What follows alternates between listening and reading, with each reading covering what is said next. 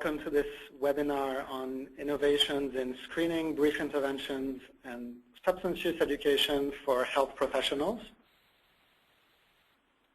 This webinar will include Dr. Eric Goplerud, Senior Vice President for Substance Abuse, Mental Health, and Criminal Justice Studies at NORC at the University of Chicago.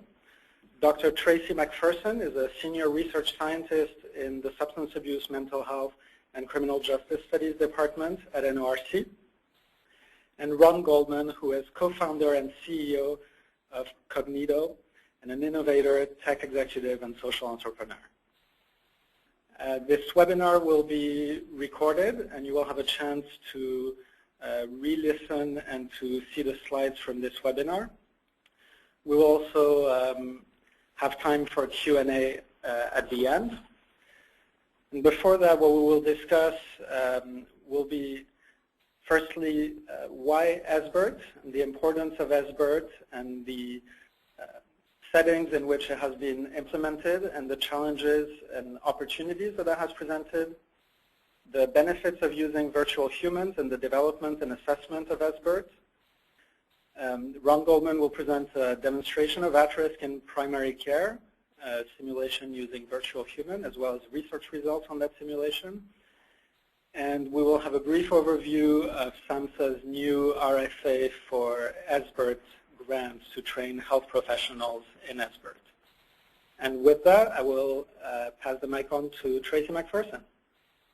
Great. Thank you, Cyril. Thank you, Ron.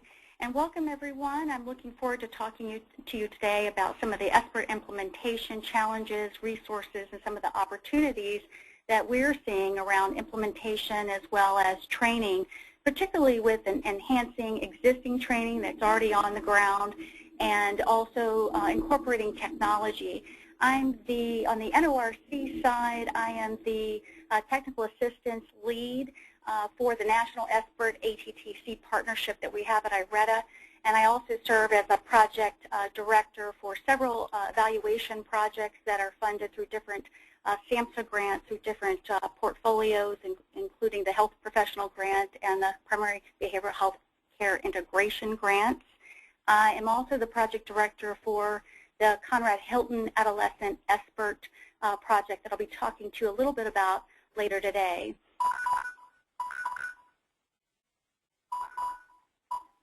So I'm going to talk to you a little bit about why SBIRT and the implementing SBIRT, where you can do it, where we're seeing it being done, and some of the challenges. Also, Dr. Eric Goplerud, with me also from NORC, will introduce himself and talk a little bit about some of the hotspots that we're seeing, really interesting areas where SBIRT's being implemented in real-world settings, and talk about some of the training challenges and the opportunities, and provide you with some resources that many of you may not be aware of, and then tell you a little bit about an opportunity that you have to get involved in and some of the ways we're using the technology we're going to hear about today. Next slide. So why SBIRT? And many of you have heard of SBIRT, screening, brief intervention, and referral to treatment. Some are very new to this topic, but really substance use is a public health and safety issue.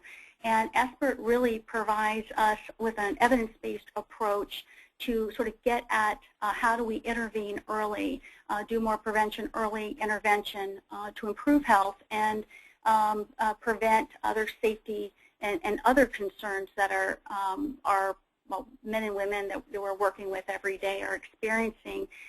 Substance use, I'm sure you know, has a profound impact on the patients and the clients you work with, and it is routinely being taught as part of education in schools of social work and nursing and psychology and public health. And these are just some of the things that we know that substance use impacts. I haven't found anything yet that it doesn't impact, but certainly it exacerbates many health conditions, and it makes it very difficult to manage many of the health conditions that your patients or clients work with. It can definitely reduce the effectiveness of medications, and it leads to a lot of excess hospital stays, ER visits, costs, things of that nature, as well as accidents, injuries, and violence. We also see a lot of impact in the workplace and lower work productivity and absenteeism, and worker turnover. And of course, I'm sure that in the work you do, you have seen it disrupt families and lead to relationship issues, as well as lead, particularly in the young adult population or the adolescent population, sexual risk-taking, but also that does apply to other populations as well, and is related to overdose and suicide. Next slide. So SBIRT really provides us a framework, an evidence-based framework for addressing 3 of the 10 leading risk factors for disease in developing countries: tobacco, alcohol, and illicit drugs. And also, it's a framework being used with prescription medication misuse. And so it gives us a way to really address and sort of shift the paradigm from really focusing on treating substance use disorders to looking at risk populations and how do we prevent and intervene early to prevent them from actually developing substance use disorders. Next slide.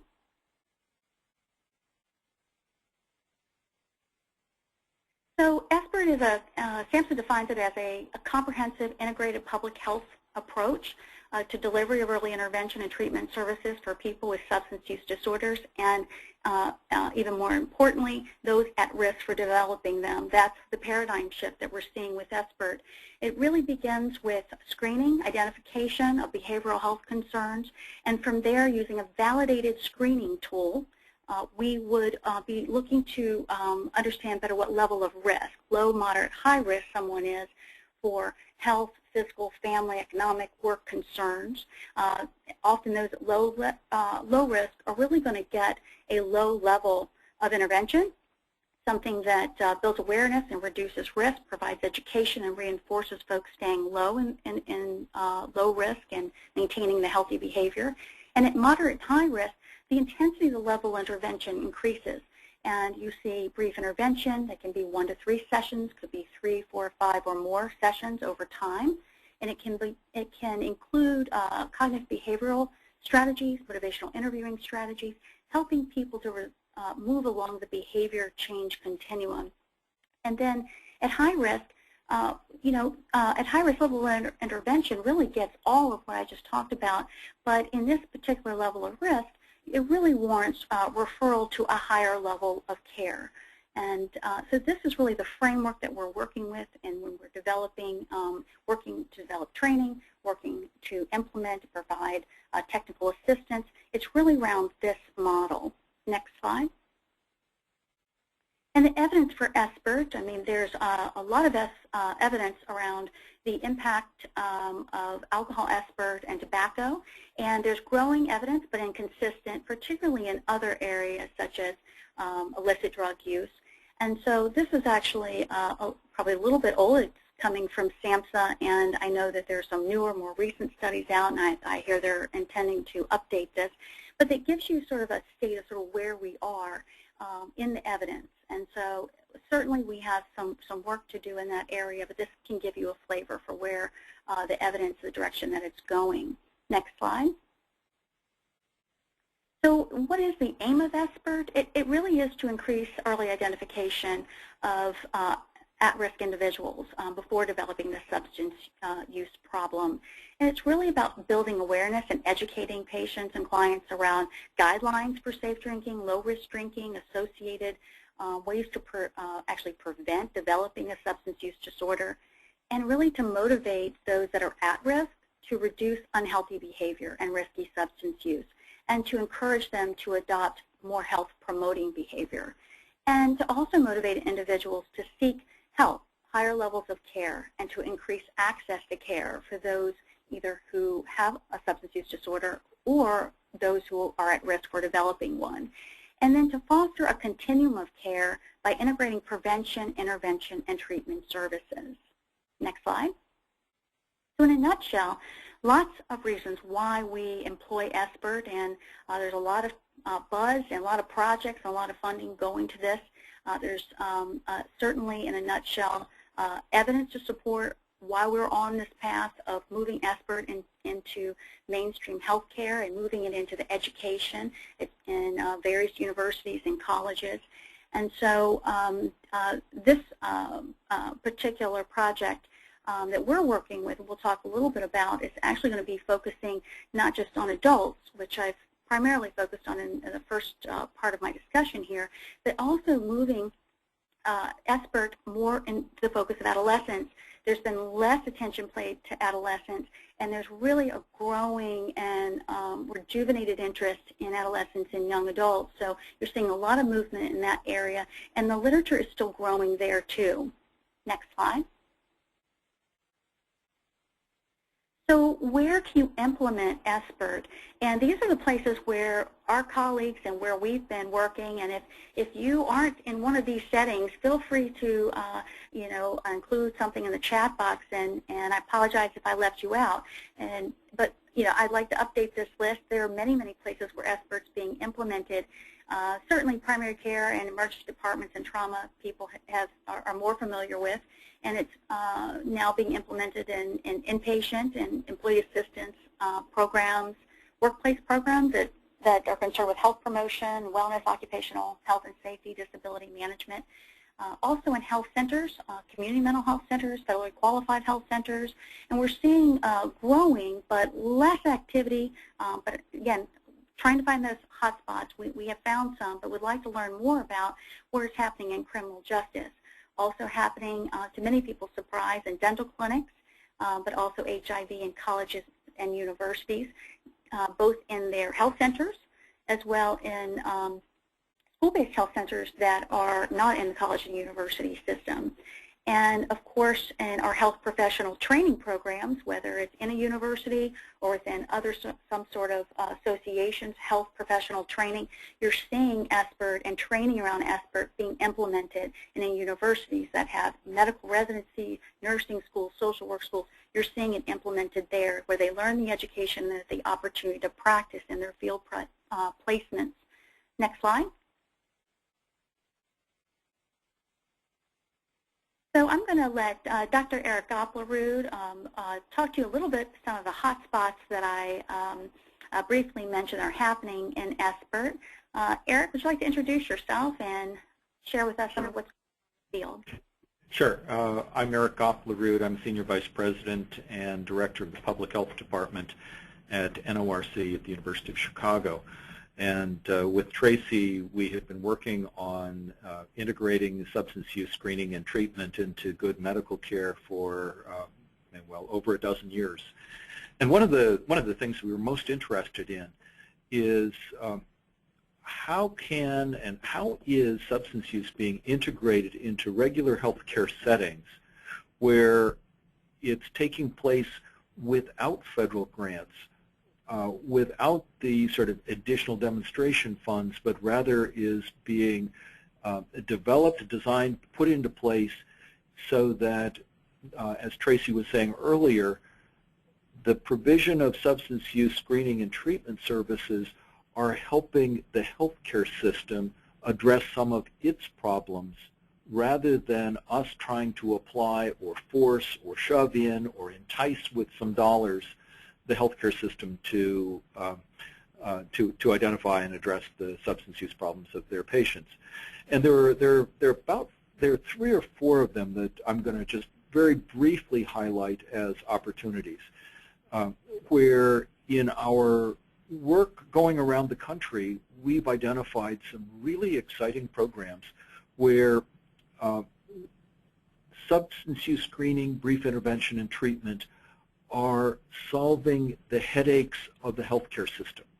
One of the first is in hospitals, and there are a dozen different examples. I'm just going to highlight a couple of them. One of them at Falmouth Hospital, which is out on Cape Cod, a substance use treatment program called Gosnold on Cape Cod has formed a really intriguing partnership with the hospital where they provide substance use screening, treatment, and linkage services to acutely medically ill patients in the hospital.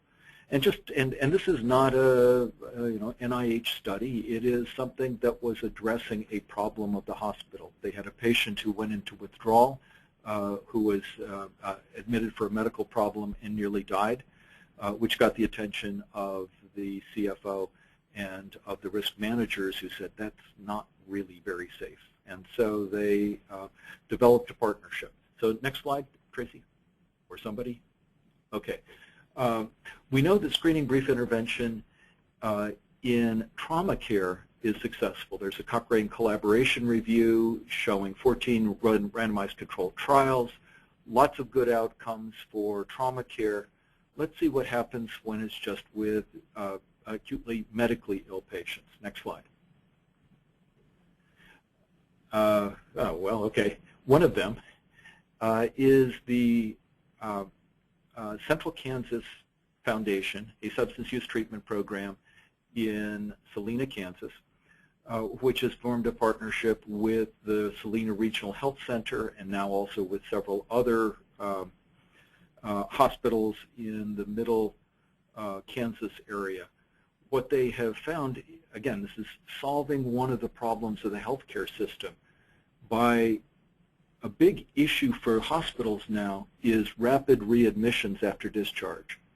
This particular hospital found that their readmission rates for patients with a substance use diagnosis was second of all diagnoses of patients discharged from their hospital. After the introduction of a screening brief intervention program for acutely medically ill patients who were admitted for medical conditions but had a comorbid substance use problem, the readmission rate moved from second to 13th. Most patients who were in alcohol or drug withdrawal were there for 3 days or less.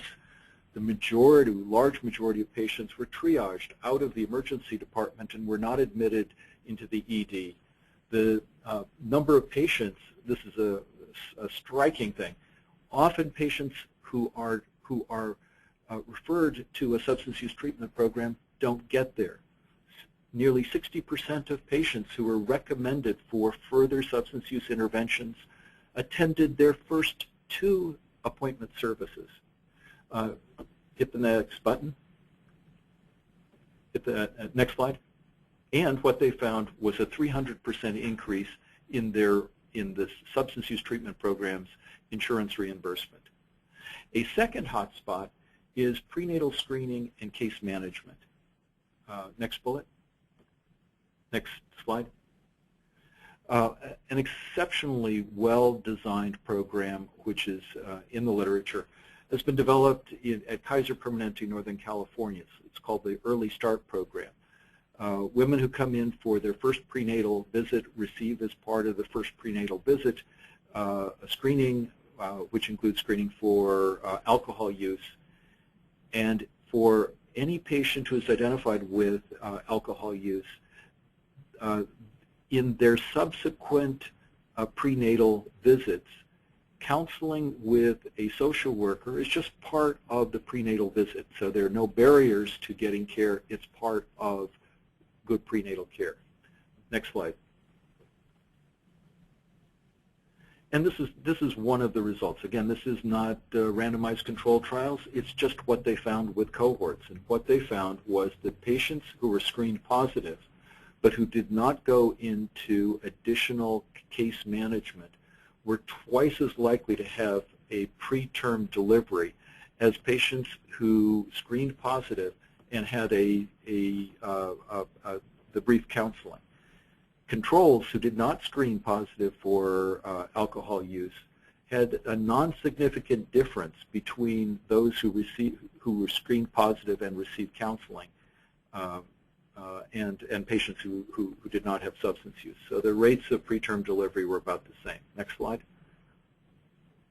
And in terms of the costs, again, the S is those patients who screened positive but who did not get the counseling at the same time as part of the prenatal care. Their costs were substantially higher. The costs were higher for maternal health care costs, much higher for prenatal cost or the infant total cost, and then overall costs. They also had fewer infant deaths. Again, by doing screening and brief intervention in a prenatal care program, they were able to address an issue which was recognized as a problem by the healthcare system. rather than trying to insert and say, hey, you guys are doing a bad job, you're missing something. Let's go to the next slide. Next slide. Okay. Third hotspot, youth and young adult high-risk users. And there are any number of programs, next slide. There are any number of programs where, which are focused on school-based health programs that are in schools, in school-linked health programs, and in programs that are working with pediatric and youth populations.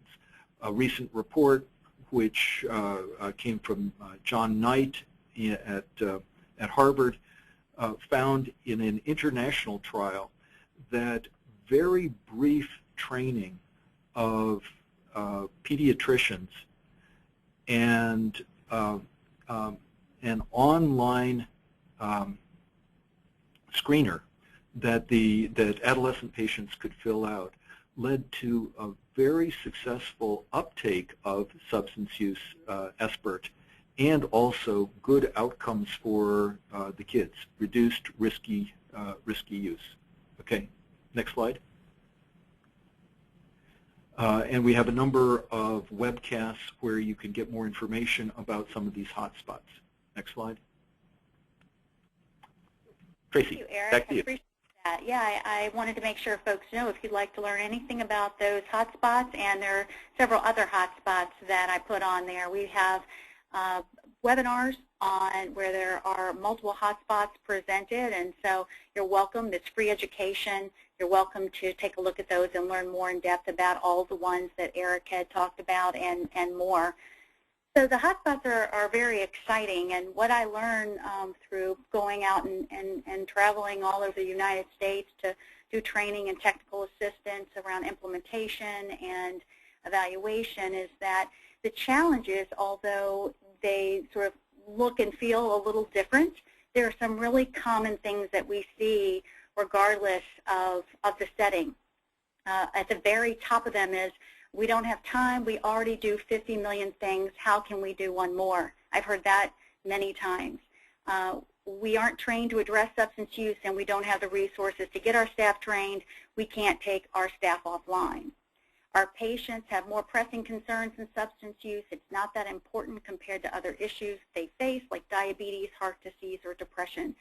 And it's whether you're in a practice setting, you hear this, or whether you're in a training and educational setting, I have run into this, that we don't have time to train our students. We don't have time to train folks in our program. We can't fit that into the curriculum. It's not as important these other things we have to talk about. And so whether you're talking about practice or education, it's the same kinds of things with a slight twist come up. Don't have time, don't have the resources. So next slide. So part of my job is to help folks figure out how do you move past those challenges. What other things have people done to move past those challenges? How do we connect you with folks that have the same challenges where you can come together in learning collaboratives and figure it out together? Because there's no better way to do that than with someone that's in your situation.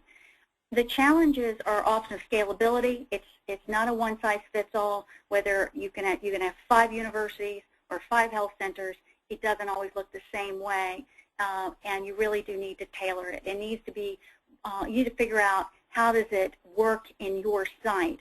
And the common barriers, we did a literature review recently in primary care and health centers, and there are many, many, many common barriers. But at the end of the day, they can very much be design specific and very much site specific. And it's sort of figuring out as much as you can in advance and talking to other people about what are those things you think you're going to encounter and how to move past those. And at the top of the list has always been training.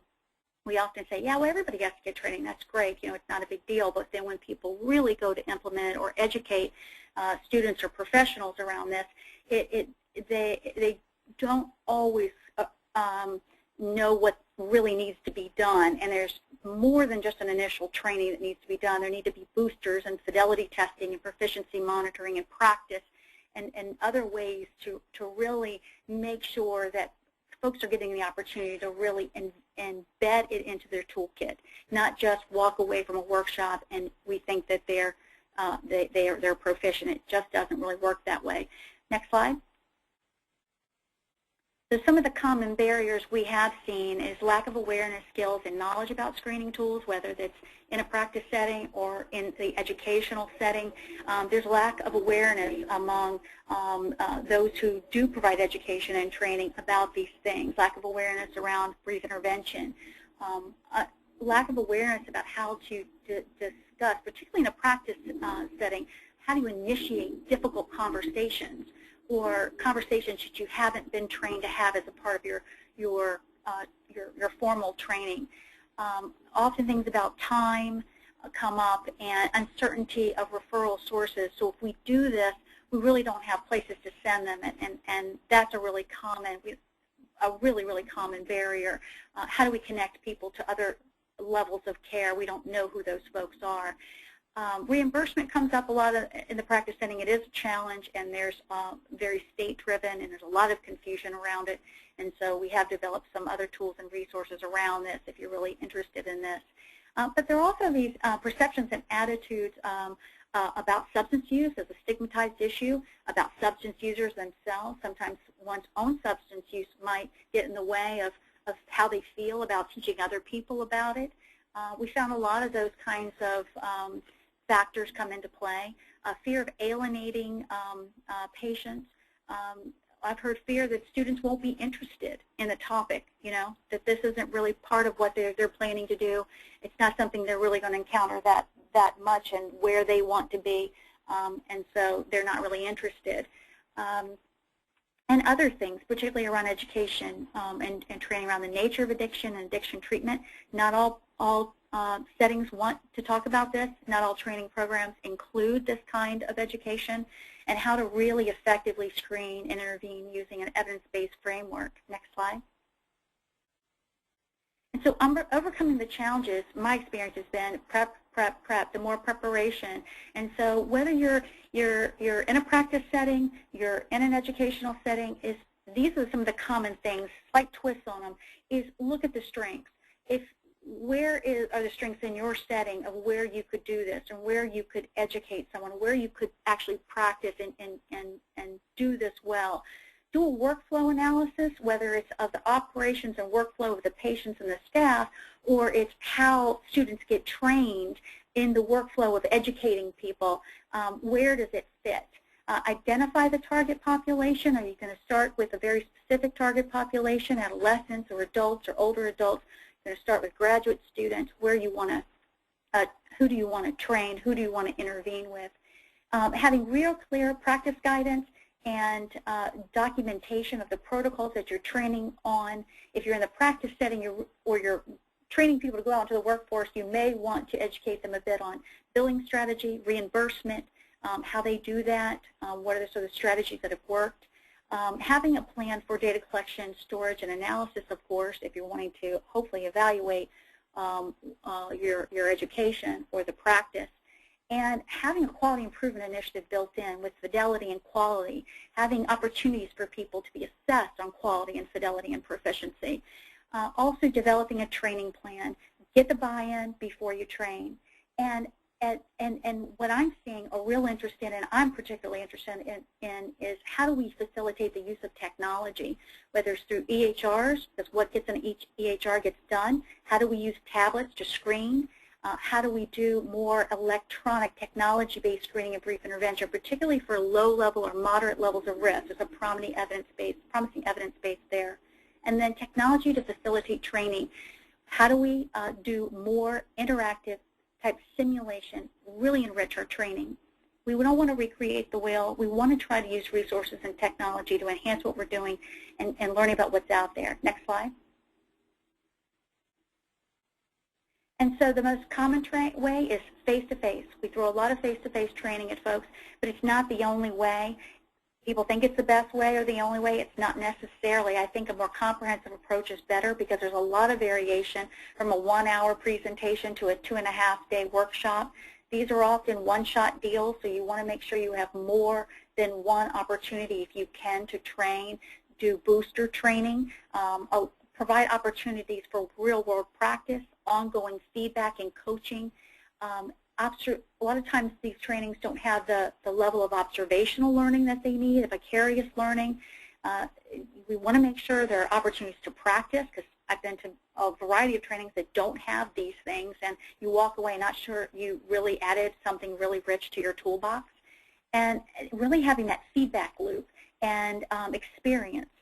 Often we are crunched by small budgets, and we often think it won't take that much to train people, but when we realize it really does to get people proficient, we have to put a little bit more money in the budget.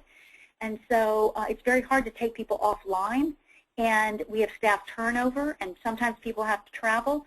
And so all these things drive costs, and I think there really are opportunities to enrich with technology. Next slide. That don't, really, may not be as expensive and don't have all these negative consequences. And here are a few that we're seeing and that we're thinking about is use of standardized patients. Yes, it can be expensive, but it's an opportunity. Really looking at the on-demand courses that are out there now. There's many from the National SBIRT ATTC that I'll talk to you, I'm going to mention. There's a lot of live and recorded webinars with some of the best experts in the world on very specific settings and populations. Also the use of SBI platforms, tablet-based learning, facilitating SBI through a tablet with a patient, and also the use of interactive simulation technology that really has the opportunity to practice, receive feedback, do boosters, and to assess skill acquisition along the way. Next slide. And so here's just, I want to make sure you're all aware of the National SBIRT ATTC and the SBIRT suite of services there. Next slide. There are on-demand courses, there's foundations courses, or adolescence courses that are really very, very good, and it can enhance what you're planning to do. Next slide. And there's an extensive webinar library, which it's all free. Many of them come with free CEs, both at the National SBIRT ATTC, and if you go to the next slide, there's an extensive webinar library also with our hospital initiative. Nursing and CEs are being offered for some of them, social work CEs, NADAC CEs, and other places for all of them, and they're free. I really encourage you to take advantage of them, incorporate them in the training that you're doing, and take advantage of what's out there. And then the learner's guide. There's plenty of learner's guides out there that we've developed and other people have developed that you don't have to recreate the wheel. Next slide. And then I just wanted to give you the link. So if you're interested in more about the tablet-based interactions where you're doing tablet-based screening and brief intervention or training doing facilitated screening and brief interventions with tablets, I just want to make you aware of this, and I've given you a link so you can email them for more information. And then also we'll be talking a little bit more about Kognito soon, so I'm going to leave that for them. Next slide. And then I just want to leave you with some additional resources. All of this will be in the PowerPoints that you'll be able to upload, but go here and use these resources. In the next slide. And then I just want to finally mention before we move on to talking more about the technology solutions that are out there, is that we have launched the Adolescent SBIRT and Social Work and Nursing School project funded by Conrad Hilton. If you are a school of social work or a school of nursing, we welcome the opportunity for you to get involved. We're really working with you to develop and test a common core curriculum that includes interactive patient-client simulation training, working with Kognito. And if you are interested and you want to join, feel free to email me or Danielle Noriega, and we'd be glad to get you on board with us. Next slide. Okay, so I'm going to turn it over to you, Ron. Great. Thank you very much. Thank you, Eric. Thank you, Tracy. My name is Ron Goldman. I'm the co-founder and CEO of Kognito. We are a small business in New York City that for the past 10 years has really been concentrating on building training simulations both online and mobile where individuals from professionals and consumers and patients learn how to manage conversations that can lead to behavior change. So we have done a lot of work around suicide prevention, and more recently have done a lot of work around screening and brief intervention as it relates to substance use. And what I want to do today is show you one such example that is being used by a number of SBIRT grantees and other organizations around the country, really as a way to think maybe beyond what's traditionally being done when it comes to training, addressing a lot of the challenges that face-to-face introduces around SBIRT that Tracy talked about, but also the challenge that SBIRT, as its essence, is really a conversation.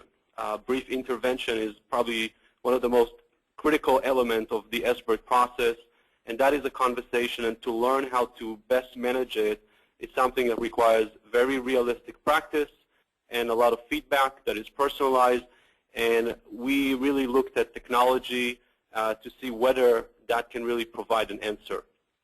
So what I want to do here, and I'm going to skip through a few of these slides because I want to really show you the demo, is to talk a little bit about what are virtual humans, which is kind of what we are using as well as other organizations to address this need, and then show you an example.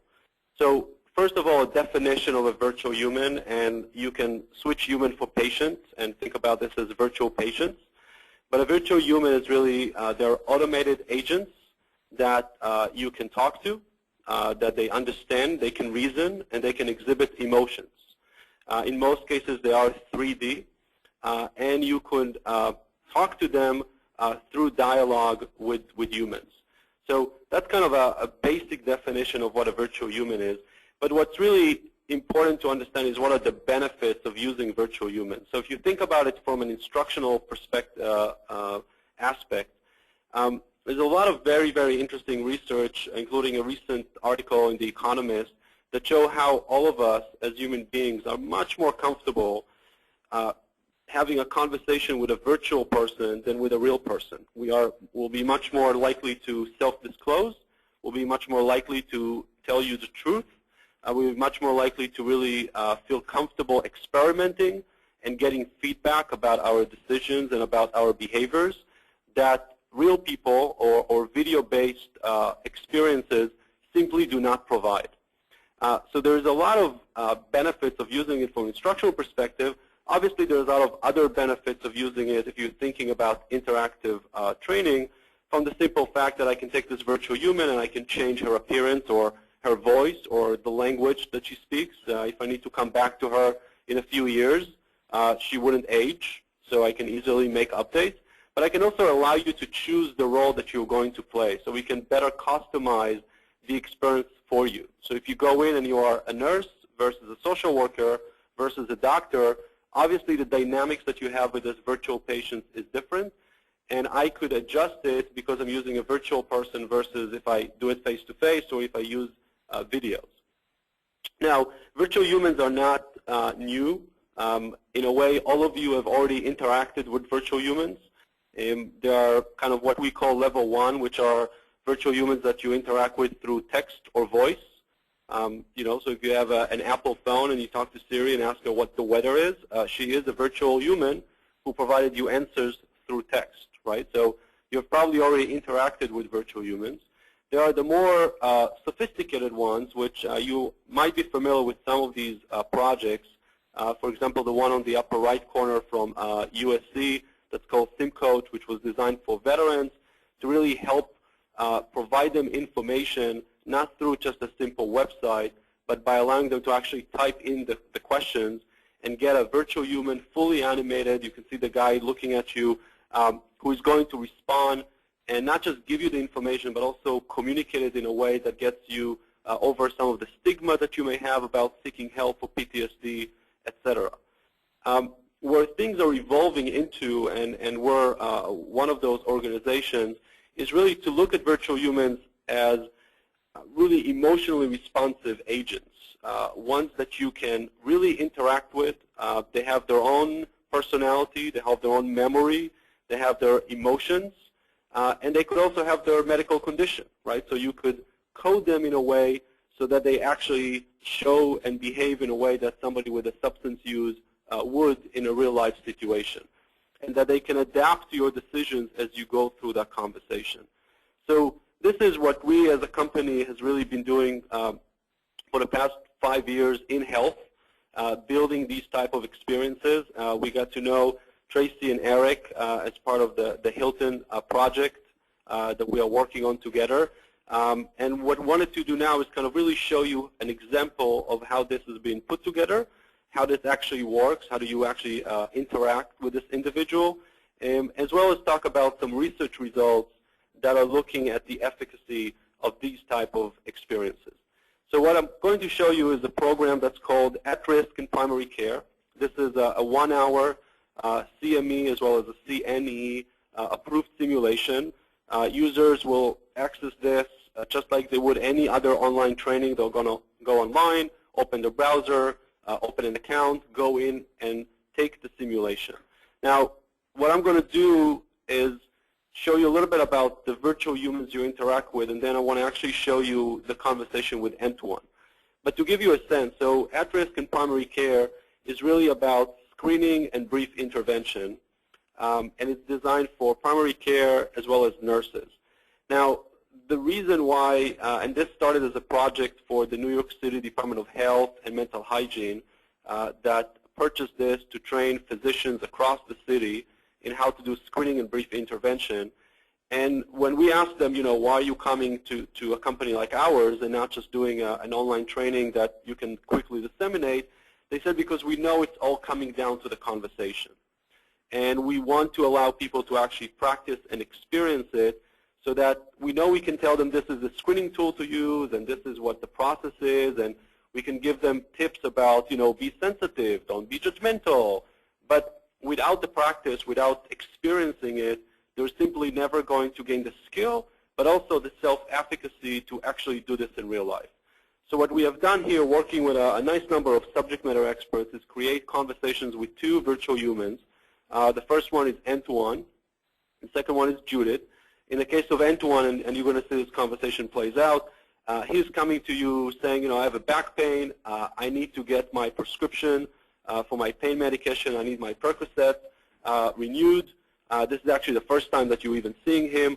But your goal here is to really understand that there is an underlying issue here of PTSD and substance use, and then to go into the brief intervention conversation. And how do you really motivate this guy to, and not get him too upset where he just wants to leave the room, but he stays there and in a collaborative manner come up to a new treatment plan. The other one is Judith, who is a more difficult patient to interact with, and this is where a variety of personalities and issues come into play. And in that case, the screening was already done, so she really walks into the room, and you just need to have the brief interaction, a brief intervention with her in terms of the conversation. So let me open this up so you can actually kind of see how this works. So here we are in the actual simulation.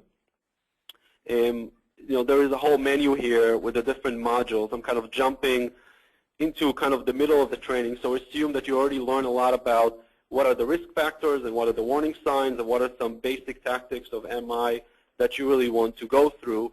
And here you are with this patient, N2N. You can read a little bit about their history, and you're going to begin the conversation. So let me play this out and show you how this actually works. Good morning, Antoine. I'm Dr. Rogers. Nice to meet you. Hi. I see you're here today for back pain. Can you tell me more about it? Yeah, I'm having this pain in my lower back. It's really bad. Pretty much hurts all the time. I can barely work. I really just need some meds for it. Heard it a while ago, and I was taking Percocet. That made it feel better. But I ran out, so I just thought I'd come in, get some more. I'm sorry to hear you're in pain. Does the pain travel down into your buttocks, into your hip or lower leg? A little down my legs, but mostly just in my lower back. It hurts to stand. It hurts to walk. It hurts to climb the stairs. It's a sharp, burning pain. Okay. So here we are in the conversation. Again, we're playing the role of the doctor. This is N2N. N2N is what we call an emotionally responsive virtual human, which means he has emotions, memory, and a medical condition. I'm going to know how well I do really in a number of ways. First of all, his reaction, right? If I start being very judgmental or blaming him for stuff, he's going to get upset and just want to leave the room. I have this trust meter here because one of the things that we're trying in this case to really embed in you is the need to build trust with the patient in order for them to be more likely to actually be motivated to follow, engage in a conversation and follow kind of the collaborative decisions that you're going to make. There's also a virtual coach, and you're going to see her come and give me feedback. And that's kind of how well I'm going to know that I'm doing in the conversation. The way that I interact with the patient, with Antoine, is through this menu here on the left, which is really what you're seeing is really tactics, right? Discuss, complain, and I can see a dialogue option. And this menu is going to change every turn, right? So depending on my decisions, I'm going to get a certain reaction from the virtual human, and therefore a new set of options. That means that any one of us on this call can have a completely different experience with Antoine depending on the path and the tactics that we choose to use in this conversation. So at this point, what we can do is we can choose between discussing the complaint and say, you know, how did you first injure your back? I can discuss medication, you know, who gave you the Percocet, like where'd you getting from? Or I can skip this whole thing and just go and give him an exam, right? So let me maybe ask him about his complaint. Let's ask him how did he first injure his back. You mentioned hurting your back a while ago. What happened? I tweaked carrying some heavy stuff. I saw this doctor, and he just gave me some Percocet, and that worked like a charm. Did that doctor do any x-rays or an MRI? Yeah, they said it was a herniated disc or something. I don't really remember, but now it's hurting again, and I got to get this fixed so I can get back to work. Okay, so he obviously wants, you know, just give this to me. I can continue to discuss the complaint, you know, how long ago did you injure your back, or, you know, did something happen recently, or again, I can skip this and just give him an exam. Now, because of just the amount of time that we have, I want to actually show you another component of this conversation, but to give you a little bit more of the backstory, obviously, he's going to give you a very hard time here as you try to do this type of a screening to see whether he's actually at risk. Turns out, if you're using good motivational interviewing tactics, that he's actually a veteran. He has nightmares that he's been experiencing. He actually has a drinking problem. He's been drinking a lot to try to deal with the pain and the memories. So there is an underlying problem here. And then what happens is that we give you the ability to have the second part of the brief intervention where you can really talk to him about what you have both realized that he has and start motivating him to consider a different treatment plan. So I want to very briefly kind of just show you this so you can see kind of how that works. Now, you'll help Dr. Rogers continue his conversation with Antoine. Your goal is to collaboratively reach a decision about treatment. So, Antoine, in addition to your back pain, we talked about how you've been having nightmares and trouble sleeping and some problems at home and at work. It sounds like to manage these things, you've been taking the Percocet, drinking more than you used to, and spending more time alone, trying to create a quiet space for yourself. All this makes me wonder if maybe you brought some of the war home with you. Well, yeah. How can you not? I saw some crazy shit over there. And I guess the beer and my time alone, it helps. And the Percocet does a good job with the pain. I mean, I feel guilty that I'm not spending more time with my family, but I guess that's just the way it is. Okay. So obviously we have a patient here that is a certain level of engagement in this conversation. They recognize that they have a problem, right? So this is a fairly good case that obviously we've done a good job in the prior component of the conversation. But now I need to really talk to him about a treatment plan. And remember, he still just want to get his prescription for pain medication. So what I can do right now is, for example, I can just choose to refer him, you know, and just say, well, you know, I really think you need to talk to a therapist. Let's see how we respond to that. I think the best option is to talk to a therapist, someone who can help you handle all the stress you're feeling. Therapist? So you're not going to help me with my back? I think talking to a therapist might actually help with the pain. With all due respect, Doc, my back hurts from a real injury, not from being stressed out. If it stopped hurting, then I'd be able to sleep, and I'd be able to relax. So can we just concentrate on that? Okay, so here we have the coach coming out and saying, you know, before referring Antoine to a therapist, you really want to discuss some of the changes he wants to make, and in a collaborative way, come to a decision about the best treatment option. So this is one of the tactics that we use here is obviously to let you as the learner experience and choose between many different paths of this conversation, not just good tactics, but also bad tactics, so that you can really learn from that experience and see what works and what doesn't work. So obviously jumping into referring didn't really work very well. Maybe I can discuss change with him, and say, something like, what would you like to change, right? Obviously a good kind of MI technique here. What would you like to change about your situation? The main thing is that I want my back to stop hurting. And then I want to get some sleep. And I guess the third thing is I want to spend more time with my family. But I don't think that can really happen until the first two things are fixed. Okay, so let's discuss some options. Maybe I think you should really see someone for your drinking, nightmares, and sleep issues, right? He's really talking about it, and sounds like he really wants to do it. Sometimes when there's a lot going on, it's helpful to address one problem at a time. I know you've had some difficult experiences in the war, and I can see that you're struggling. I think you should see someone to talk more about your drinking patterns and the nightmares and sleep issues you're having. So you're not going to give me any more Percocet? That's why I came to see you, Doc. I need to get rid of this pain so that I can get back to work and keep my job.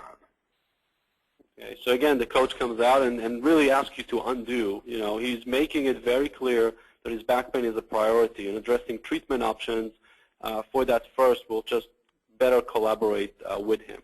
So again, for the sake of time, we will share with you guys all a link where you can go in and actually play this conversation yourself and really experience how motivational interviewing is being integrated in here as a way for you to really practice and learn how to best do that, so that you also build, and I think this is very important because we know, as Tracy mentioned, when it comes to people and providers having a stigma around the topic, having concerns about how long it takes to have these conversations, which is one of the things we do here, is actually showing you that you can have these conversations a very brief way. If you ask the right questions, you'll get the right information, and you can quickly really help the patient in this. So that's kind of the idea, and really what we aimed ourselves as a company is to look at issues and challenges like SBIRT, where we know conversations is such a critical component, and seeing whether this type of role-play conversations can really help. I'm kind of going to skip this research component because I want to leave a few minutes for questions because I see many of them coming. But as you get a copy, you will see results from a study showing the efficacy of this training both with nurses, medical students, nursing students, physician, in terms of their responses to this learning experience, to the impact that it's having about their behavior in terms of the number of screens that they do, the number of conversations they're having. So we're very excited about how this is being received and the potential of this to really help around SBIRT. So with that, I kind of want to hand it back to Cyril to manage some of the Q&A for the few minutes that we have. Cyril? Yeah, thank you all for a great discussion. We had a first question that I thought may be good for NORC to answer. We were asked, how should SBIRT be modified for an outpatient mental health clinic setting? I thought Tracy may be able to answer this. Well, again, it's customizing. I'm not sure if it's the question is particularly in terms of the model or the tools, but certainly, I mean, if you're talking about how would the process be modified, I mean, the framework would remain the same. I'd be glad to have a follow-up conversation with you to get more into the details of what you're trying, where you're really going with the question. But the framework is the same, and the tools are generally the same. We have worked with outpatient clinics, that integrated care clinics, and they're using the same model and the same tools. But there are a lot of unique challenges, particularly working in that setting. So it might be easier for me to just send me an email, and we could have an offline conversation about how it might work, particularly in your setting. Okay, thank you, Tracy. The next question, you mentioned earlier the SAMHSA RFA for SBIRT grants, and there's a question here about how to collaborate with us. I'm going to hand this one to Ron. I mean, obviously, NORC and Tracy and Eric has a lot of experience with that, and they can add about how they collaborate. In our case, it has been really pretty straightforward, either simulations we have or simulations that we can build that are integrated as part of the training that is being provided, in this case of the available RFA to medical students, dentists, social workers, et cetera. But Tracy, you and Eric probably want to add about kind of how do you work with SBIRT grantees from SAMHSA, how you can help them? Yeah, I mean, certainly NORC is working with one of the several of the grantees in different portfolios that SAMHSA has, and we welcome the opportunity to talk with you about serving as an evaluation partner. Maybe there are opportunities there with your training or technical assistance or consulting on how to adapt it for your setting, how to integrate it into your curriculum, ways to do fidelity and quality monitoring. I mean, certainly we welcome the opportunity to have that capacity and to talk to you about how our capacities might complement what you're already doing. And certainly, you know, to talk to you about the way you're approaching training and how to enhance it through technology, through simulation, through your face-to-face work and the online modules. Certainly, we're open to all those conversations. Tracy, this is Eric. One other thing is, you know, Tracy and I have been doing this for a long time, and so we know lots of people all over the country who we can recommend to folks who are good evaluators, good trainers, good thinkers, folks who have already been doing it. Generally, we know folks in probably almost every state and in most cities. So one of the things that we most enjoy doing is helping people link with others on the ground who are doing similar things. Yeah, thank you, Eric. There's no better way than to learn from somebody else who's navigating the same path. Thank you both. And before the next question, I just wanted to mention, because several participants have asked, that we will be sending you the slides, and they will be available online. So no worries with that. The next question is about whether we see SBIRT going beyond patients with substance use and the evidence behind its effectiveness with patients with depression. I will let Tracy talk a little bit about the evidence, but certainly, as you saw, at-risk in primary care begins to address mental health along with substance use, and my sense is that there is a very strong impetus behind integrating substance use and mental health in that context. Tracy, did you want to add to that? Yeah, most of our work actually has been in substance use, and Eric can probably speak to the literature on depression better than I. I'm most familiar with the primary care, some of the projects integrating depression into primary care, into patient-centered care, some of those projects, but I really wasn't involved in those. Eric, you might be able to talk to the evidence, but what I am seeing, I can tell you what I'm seeing, is that there is a growing interest in integrating the PHQ-2 and the PHQ-9 depression screening questionnaires into integrated care, and certainly integrating brief interventions, and there is evidence to support that it is effective. Certainly, I think that for some other groups that we could connect you with who are doing a lot more in this area than we are, but there is a body of evidence there, and I am seeing it happen in many, many different locations. We could talk to you about how that is happening and how it might be customized into the kinds of services that you have. Eric, did you want to add to that? Just briefly, I think that the substance use screening, brief intervention, and treatment are really an approach to working with the whole person in whether it's a mental health setting or in a medical setting, and raising difficult conversations, raising difficult topics, and respectfully working with your client, with your patient, is a very generalizable skill. And it is a skill which, frankly, very much impressed me when I saw the Kognito training programs.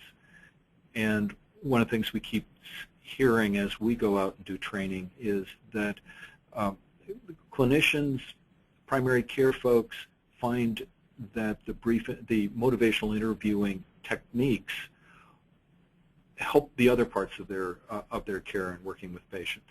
So it's a generalizable skill. Thank you, everyone. This has been a great discussion. Unfortunately, we are out of time. All participants will receive an email and will be able to access the slides and a recording of this webinar online. I want to thank you all for participating. I especially want to thank Tracy McPherson and Eric Goplerud for a really great conversation, as well as my colleague Rob Goldman. And I look forward to seeing you all on our next webinar. Thank you all.